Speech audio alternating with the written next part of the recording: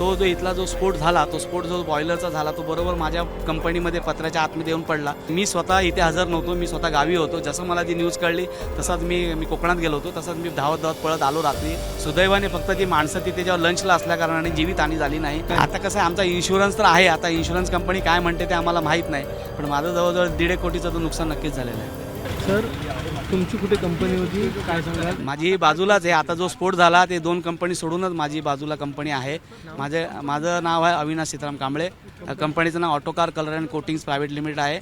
आम्ही गाड्या बनवण्याचे कलर बनवतो. कोल्ड ब्लेंडिंग असतं आमच्याकडे, हिटिंग प्रोसेस वगैरे काही नसते. आम्ही जस्ट ड्रममध्ये मिक्सिंग करून कलर बनवतो.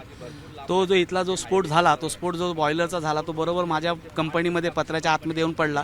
सुदैवाने फक्त ती माणसं तिथे जेव्हा लंचला असल्या कारणाने जीवितहानी झाली नाही. ते आमचं नशीब आहे. आणि मी स्वतः इथे हजर नव्हतो, मी स्वतः गावी होतो. जसं मला ती न्यूज कळली तसंच मी कोकणात गेलो होतो. तसंच मी धावत पळत आलो रात्री 11-12 वाजता.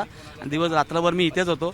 रात्री 2ला पण थोडंसं आग लागण्याचं हे झालं होतं, पण तिथे फायर ब्रिगेडची गाडी असल्याने ती तिथे विझवली गेली. कोणाची दिरंगाई याच्यामध्ये वाटते, कोणाची चूक वाटते?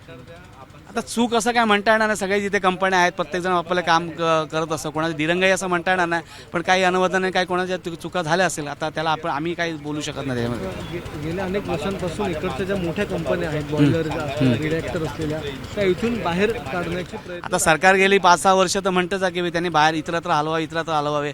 पण आम्ही एक इंडस्ट्रीज म्हणून म्हणतो की आज गेली 60 वर्षापूर्वी इथे इंडस्ट्री उभी आहे आणि एक प्लांट इथनं हलवणं हे तितकं सोपं नसतं. काही लोकांनी आता हळूहळू प्रयत्न केलेले आहेत, ते शिफ्ट होत आहे तिकडनं. ते तुमचं किती नुकसान झालेलं आहे आणि नुकसान भरपाई कशा प्रकारे तुम्हाला मिळेल की मिळणार नाही? आता कसं आहे, आमचा इन्शुरन्स तर आहे. आता इन्शुरन्स कंपनी काय म्हणते ते आम्हाला माहीत नाही, पण माझं जवळजवळ 1.5 कोटीचं तर नुकसान नक्कीच झालेलं आहे. एबीपी माझा, उघडा डोळे बघा नीट.